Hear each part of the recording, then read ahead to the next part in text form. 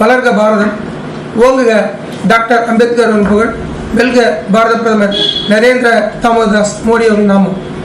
நேற்றைய தினம் புதுச்சேரியில் உமாசங்கர் என்றவரை படுகொலை செய்ததாக நியூஸ் பேப்பரில் சொல்கிறாங்க.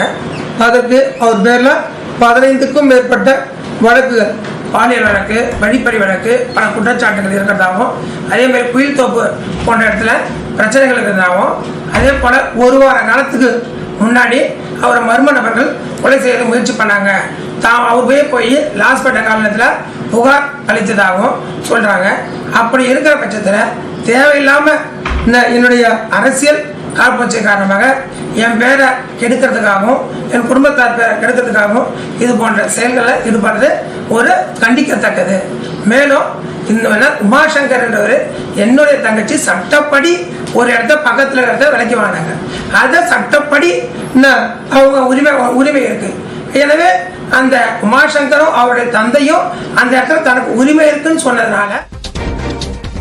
புதுச்சேரியில் பாஜக பிரமுகர் உமாசங்கர் கொலைக்கும் தனக்கும் தொடர்பில்லை என்று மறுத்திருக்கிறார் அமைச்சர் சாய் சரவணகுமார்.